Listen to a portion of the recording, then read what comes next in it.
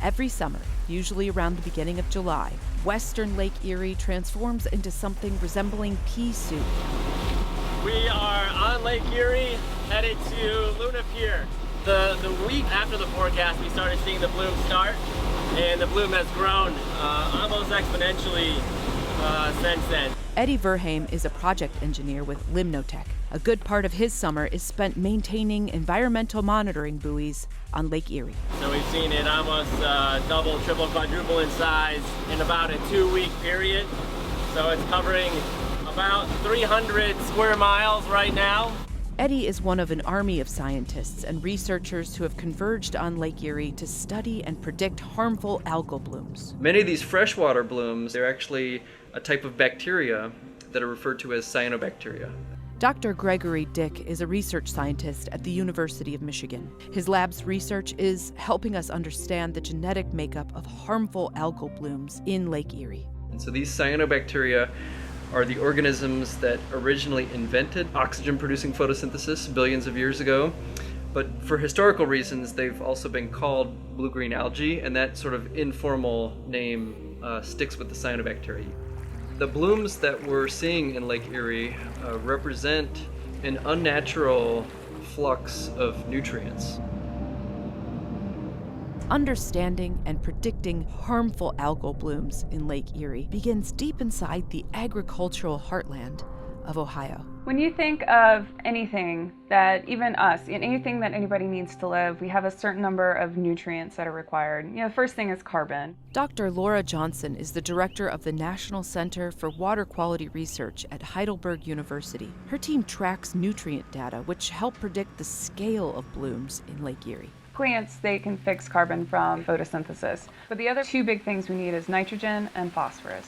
So phosphorus is just one of those things that we need to apply to soil to make sure that we get good crop growth. Turns out, if you apply something to the soil that can run off, algae, even cyanobacteria, they're not all that different from the plants you're trying to encourage to grow. And if that stuff runs off and gets into a lake, they're encouraged to grow too. And those situations, when you get a lot of runoff, that's when you start to see big algae blooms.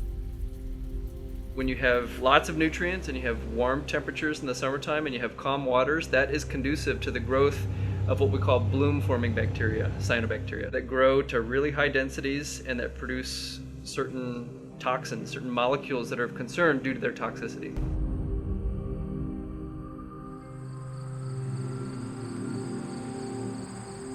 We started detecting harmful algal blooms in Lake Erie in the late 1990s. They were large enough to see from satellite starting in about 2002. The 5 worst blooms that we've ever seen on Lake Erie have all occurred since 2011. The problem's getting worse. Now we're getting close to the water intake crib for the city of Toledo. There's a funnel there that goes back to the pump station on shore. During 2014, there was a very large algal bloom very close to the water intake crib, but the city didn't really know that the bloom was there until they started sucking it into their water intake. Bad water was already at the plant. That was when the Toledo water crisis happened. Folks couldn't drink water in the city.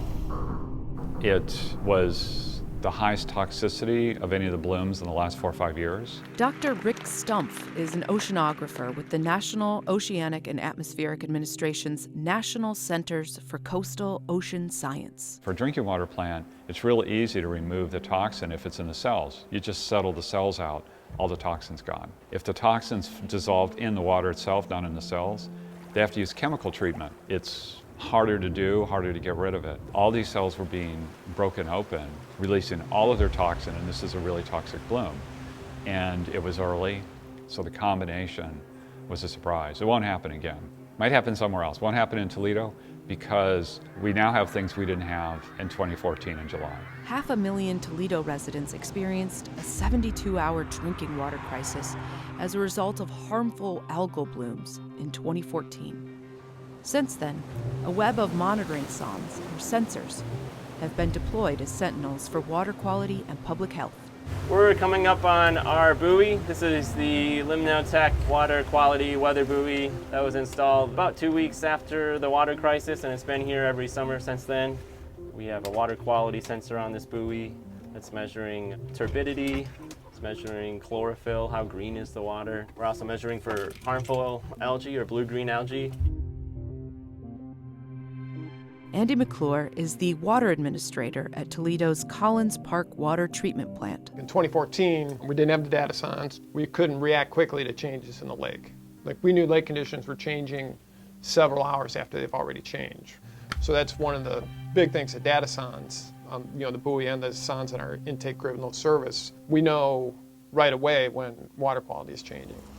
So when there's a bloom going on, we combine instruments in the water samples, and the satellite data and say, here's where the bloom is now, here's how toxic it is, this is where we expect it to be tomorrow, the next day. Whereas we've gotten pretty good at forecasting the size and movement of blooms, we're in the very early stages of being able to forecast or predict toxicity.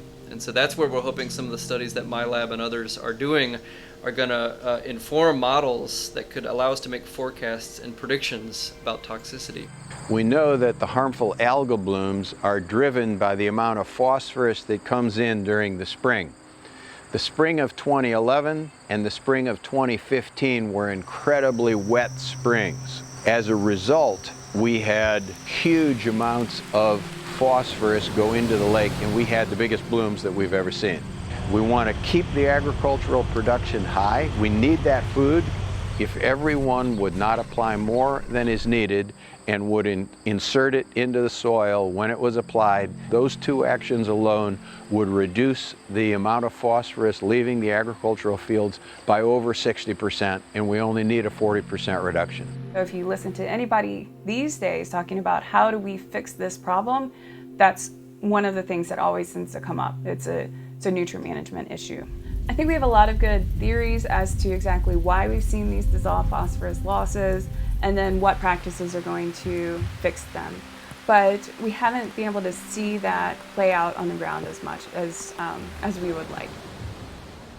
Adding to the challenges of balancing agricultural production and managing nutrients, the scientific community is now grappling with an emerging driver of bloom formation: climate change. We haven't even made a little bit of progress in reducing that flow-weighted mean concentration. We've got to take this much more seriously. We now know that 70 to 90% of the phosphorus that comes into the lake comes in during the 10 worst storm events each year, and we're seeing every year more frequent, severe storms. The frequency and the size and the magnitude of these blooms is increasing. That has been well documented, and it's thought that that is tied to this excess nutrients, so increasing amounts of nutrients that are coming into natural waterways. It also has to do with climate change, both in terms of increasing temperatures as well as increasing precipitation, which increases nutrient loads from land into lakes. The overarching looming thing that we're going to be challenged with moving forward is climate change. We're seeing more extremes on both ends of the spectrum.